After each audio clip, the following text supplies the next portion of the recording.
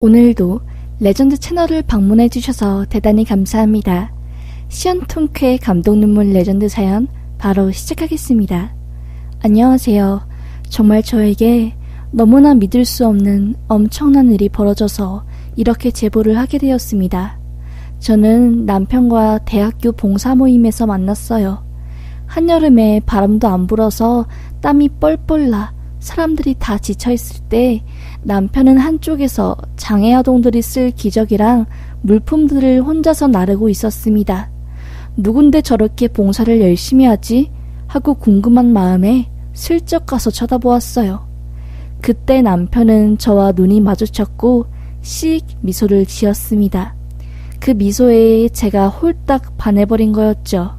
처음으로 온몸이 찌릿찌릿한 감정들을 느꼈고 저는 그게 사랑인 줄 착각하고 남편에게 끊임없이 구애했습니다. 전 그때 20살이었고 남편은 군대까지 갔다 오고 휴학이나 3년을 해서 20대 후반인 나이였지요. 나이 차이가 많이 난다는 이유로 저희 구애를 거절하다가 남편은 결국 마음을 열게 되었고 그렇게 저희는 사귀게 되었어요. 시아버지께서는 큰 병원을 운영하셨고 시어머니께서는 약사이셨어요. 시부랑 시모께서는 10수년 전 이혼하셨다고 들었습니다. 남편은 어릴 때부터 여성 편력이 심하셨던 시부께서는 허구한 날 돈으로 어린 여자들 만나고 다니다가 지쳐버린 어머니께서 이혼 소송을 걸어서 그렇게 남남이 되셨다고 들었습니다. 시부께서는 아내한텐 정말 원수보다 더 냉정하고 차갑게 대했지만 하나뿐인 아들한테는 물심양면 아낌없이 모든 걸 지원하셨어요. 병원을 운영하셔서 돈이 많으신 시부께서는 남편이 20살 되자마자 벤츠를 사주시고 서울 노른자 땅에 10억이 넘는 아파트를 자취방으로 쓰라고 내주실 정도였대요. 저렇게 부모가 오냐오냐 잘해주고 돈도 펑펑 쓰게 해주면 사람이 오만하고 거만할 법도 한데 어쩜 저렇게 겸손하고 봉사도 열심히 할까? 난 전생에 나라를 구했나? 오빠랑 사귄 게 너무나 감사하다 라고 생각하고 있었습니다. 그런데 그렇게 이쁜 연애를 하고 있던 중 일이 터지게 된 겁니다. 저는 한 학기만 봉사하고 그만뒀는데 오빠는 제가 봉사활동을 그만두고도 그 장애아동 복지센터와 보육원과 고아원에 계속해서 정기적으로 봉사를 갔어요. 공부하는 아이들 힘내라고 치킨이랑 피자 수십만 원어치 사비로 사줄 정도였고요. 저는 오빠 왜 그렇게 봉사를 열심히 해? 오빠 진짜 아이들 좋아하나 보다. 애들이 그렇게 좋아? 라고 하니 오빠는 그냥 애들이 가여워.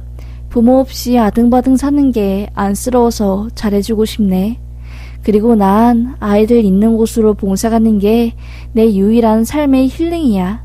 하면서 굉장히 자부심 있어하고 봉사를 힘든 일이 아니라 스트레스 해소하러 가는 거라고 생각하더라고요.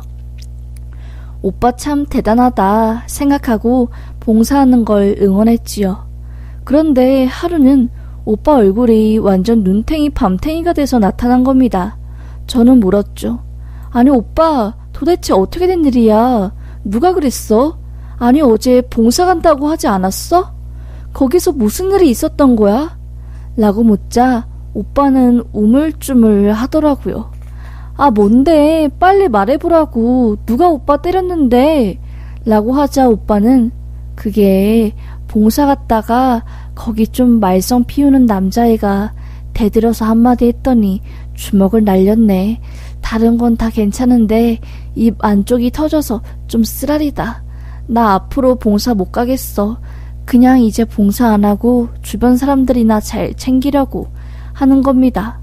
저는 이야기를 듣자마자 너무너무 화가 났어요. 아니 귀중한 시간이랑 돈 써서 도움이 필요한 아이들한테 사랑을 나눠주는 사람이 뭘 잘못했다고 머리에 피도 안 마른 양아치 놈이 내 사람 얼굴을 흉지게 만드나 하고 분노가 차올랐습니다. 오빠 이건 절대 그냥 넘어가면 안 돼. 걔네 아무 조건 없이 도움받으니까 오빠 만만하게 보고 이렇게 얼굴까지 때린 거 아니야. 이게 말이 돼? 이건 진짜 아니지. 속상해. 진짜 이런 경우가 어딨어. 다신 가지마, 오빠. 하면서 바락바락 화를 냈습니다. 오빠는 알겠다며 걱정 말라고 제 머리를 쓰다듬어 주었고요.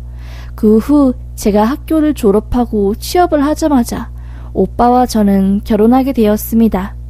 남자친구에서 남편이 된 거였지요. 저는 회사를 다니고 있었지만 남편은 뚜렷하게 일을 하는 게 없었어요. 잠깐 사업한다고 해외에 나갔다 오고 그랬던 적은 있었지만 워낙 시댁에서 돈 걱정 없게 해주시니까 남편도 딱히 일을 해야겠다는 생각을 안 하고 살았던 거죠.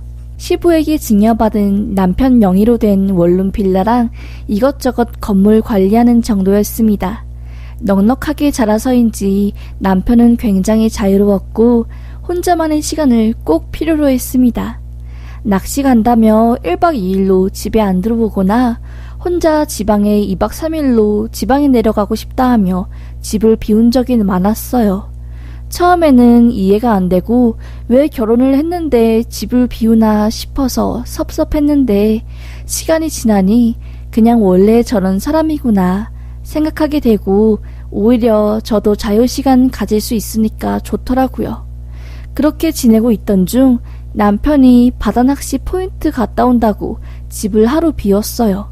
혼자 집에 있다가 너무 심심해서 노트북으로 영화를 다운받으려고 하는데 그날따라 제 노트북이 말을 안 듣는 겁니다. 클릭이 안 되고 속도가 엄청나게 느려서 안방에서 남편이 노트북을 들고 왔어요. 노트북을 켰지요.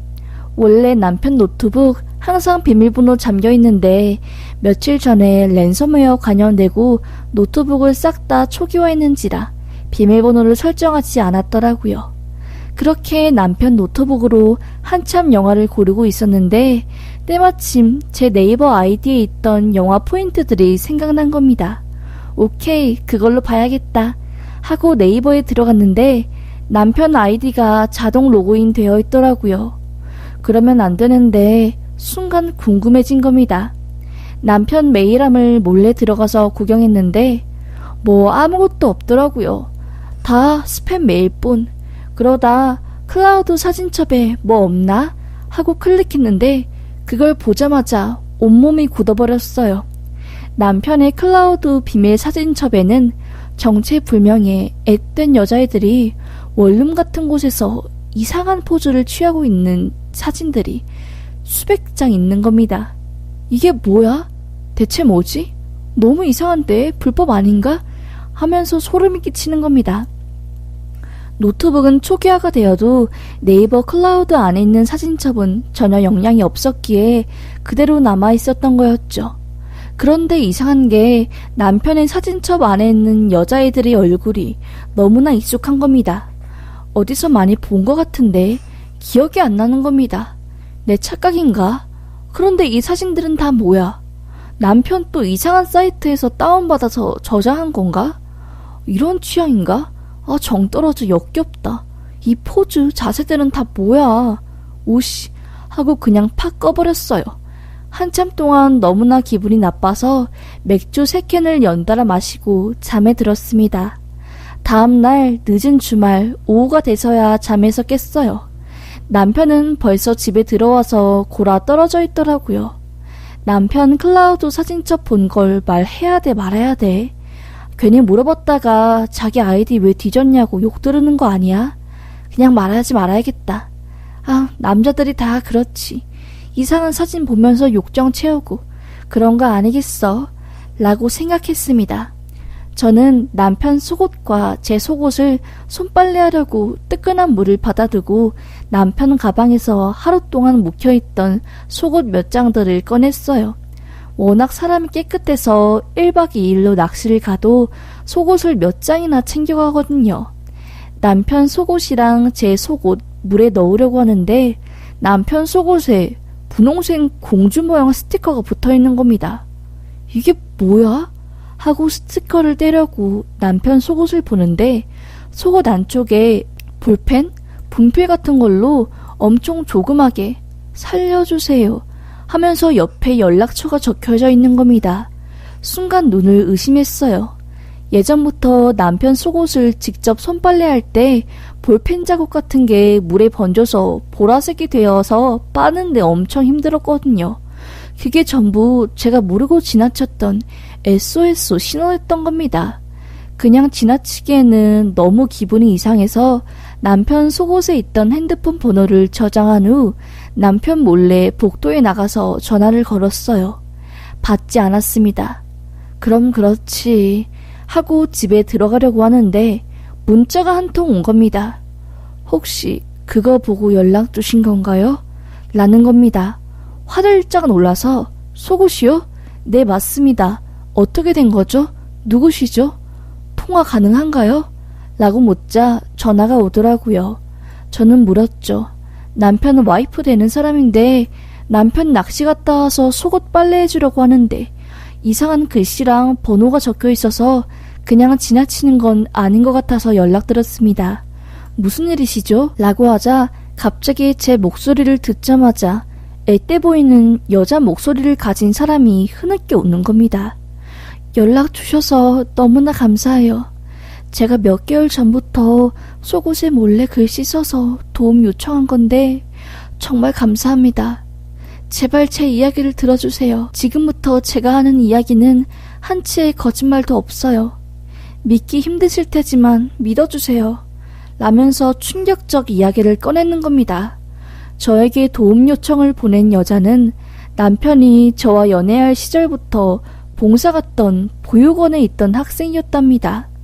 남편은 보육원에 봉사 가면서 거기 있던 여학생들과 친분을 쌓아 개인적으로 연락을 했고 사적으로 만나기 시작한 거였어요. 그러면서 남편이 거기 있던 보육원 여자애 중 한 아이와 몰래 그렇고 그런 관계를 가졌고 그 사실을 알게 된 보육원 남자애가 남편을 냅다 팬 거였지요. 그래서 남편이 얼굴에 멍이 들고 그 후로 보육원 봉사를 못 간 거였어요. 사건의 전말을 알고 너무 충격적이었습니다. 그런데 문제는 이게 끝이 아니었어요. 보육원에서 일정 나이가 되면 아이들이 독립해서 살아야 했나 봐요. 그때 보육원에서 여자애 한 명이 나와서 살게 됐는데 돈도 다 떨어지고 알바자리도 못 구하니 남편에게 연락을 취해 손을 뻗었나 봅니다. 남편은 본인이 관리하는 원룸 건물 중에 방 1개를 그 여자애가 살 수 있도록 내어주었고 그 대가로 남편과 그 여자애가 은밀한 만남을 가졌던 거였어요. 전 정말 까마득하게 몰랐지요. 남편이야 돈이 많고 아쉬울 거 없는 사람이니 그 여자애한테 물질적으로 엄청 풍요롭게 하고 한 달에 용돈도 몇백 단위로 주면서 환심을 샀나 봅니다. 여자애는 남편에게 점점 의지했고 남편은 그 점을 노려서 여자애한테 점점 무리한 요구를 한 거였어요. 차마 말로 표현하기도 역겨운 그런 짓거리를 시키고 사진으로 찍어서 자기 네이버 클라우드에 저장한 거였습니다. 남편이 클라우드 사진첩에 있던 그 사진들이 전부 남편이 찍은 거였어요. 그리고 사진에 나온 여자애가 익숙했던 이유도 제가 봉사 한번 갔을 때 본 기억이 있어서 그랬던 거였습니다. 너무나 충격적이었어요. 여자는 남편의 요구가 너무나 부담스럽고 도저히 안 되겠다 싶어서 그만하고 싶다고 하며 빠져나오려고 했는데 그때부터 남편이 악마로 변한 거였죠. 사진이랑 영상 다 가지고 있으니 신고하거나 도망가면 알아서 해라 등등 애한테 엄청 압박을 주었나 봅니다. 남편은 저한테 1박 2일로 낚시 간다, 혼자 여행 간다 하면서 본인 원룸에 있는 여자애랑 그 짓을 한 거였습니다. 중간중간 제가 남편한테 전화를 거니 그 여자애는 남편이 유부남이란 사실을 알게 되었고 본인이 경찰이나 주변 사람들한테 도움을 요청할 수 없으니 아내인 저에게 말해 영상들과 사진들 유포되지 않는 선에서 해결 방법을 찾으려고 했던 거였지요. 그래서 매일매일 남편이 잠든 사이에 그 여자애는 속옷에 자기 번호랑 구조 요청 메시지를 써서 보낸 거였어요. 저는 그동안 남편 속옷을 바로 물속에 넣어서 그게 번져서 못 본 거였고요. 정말 온몸에 소름이 끼쳤습니다. 그동안 남편이 착한 척하면서 아이들 보육원에 봉사한 것도 다 그 더러운 이유였다니 정말 역겹더라고요. 펑펑 울며 자기 좀 살려달라고, 자기도 돈 쉽게 벌려고 하다가 이렇게 된 거 잘못한 거 맞는데 신고하기 너무 무섭다고, 사진 퍼지면 어떡하냐면서 저한테 실한울하게 잡는 심정으로 연락을 한 거였습니다. 저는 말했죠. 안 그래도 남편 네이버 클라우드 사진첩에서 이상한 사진 수백 장을 봤다. 일단 내가 되는 대로 싹 다 삭제하고 끝까지 이 사건 끌고 가서 같이 도와줄 테니까 겁먹지 말고 일단 당장 그 원룸에서 나와 고시원을 가던 찜질방을 가던 하라고. 사진 유포 절대 걱정하지 말고 바로 신고하라고. 내가 도와주겠다고 하면서 달랬어요. 저는 남편이 자고 있을 때 네이버 클라우드에 들어가 일단 모든 사진을 전부 지웠습니다. 그리고 몰래 그 여자애를 만나 아이의 고소를 도왔습니다. 변호사 선임, 증거 수집 등등 만만의 준비를 끝마친 뒤 남편한테 이 모든 사실을 말하고 이혼 통보를 했습니다. 남편은 얼굴이 시뻘개져서 어떻게 알았냐고 노발대발 하더라고요. 그 모습을 보니 기가 막혀서 그냥 짝 하고 싸다고 때렸습니다. 시모는 이 역겹고 말도 안 되는 이야기를 들으시자마자 네 애비 닮아서 어린 여자한테 환장했냐며 남편 머리털 뽑고 난리가 났네요. 남편 M자 탈모 때문에 1,800만원 주고 머리 심었는데 그거 다 뽑혀서 이마 시뻘개지고 완전 난장판이었답니다. 저는 이혼 선언하고 짐 빼고 친정집에 들어갔고요. 남편은 고속 막으려고 호화 변호인단 꾸렸는데 결국 증거인멸 혐의로 구속수사받고 반성의 김이 없다고 1심 실형받고 항소하고 있네요. 남편 노트북, USB, 컴퓨터, 핸드폰 전부 집에 압수수색 들어와서 다 가져가고 포렌식 수사로 영상 유출될 만한 자료들 사전 차단했습니다. 여학생이 우려하던 일은 다행히 일어나지 않게 되었어요. 진작에 이렇게 신고했으면 오랜 시간 상처받지 않을 수 있었을 텐데 학생은 남편에게 가스라이팅 당해서 신고도 못하고 안쓰러웠습니다. 그리고 이미 대학 동기들은 남편이 보육원에서 봉사하는 이유가 거기 여자 학생들 때문이란 걸 아름아름 알고 있었다네요. 제가 너무 남편을 사랑하고 좋아하니까 말 못 꺼냈다고 하더라고요. 뒤늦게 알았습니다. 부모 돈 가지고 사니 세상이 만만해 보였는지 해서는 안 될 일까지 하고 그냥 평생 옥살이 했으면 좋겠습니다. 제가 이 글을 쓴 이유는 수사 과정에서 이런 식으로 고통을 받고 있는 사람들이 많다고 들었어요. 절대로 머뭇거리지 말고 바로 주변 사람들한테 알리고 당당하게 나서길 바랍니다. 잘못을 저지른 사람은 마땅히 벌을 받고 피해자들은 떳떳하게 행동해야지요. 그게 맞는 세상인 것 같습니다. 같이 힘내고자 이렇게 힘겹게 용기 내어 글 씁니다. 저도 이런 사람이 내 남편이었다는 걸 밝히는 게 제 얼굴에 먹칠하는 것 같고 지인들이 들으면 저인 줄 알 것 같아서 무섭지만 그래도 누군가는 이 사연을 듣고 용기를 낼 것 같아 조심스럽게 신청합니다. 제 이야기 들어주셔서 감사합니다.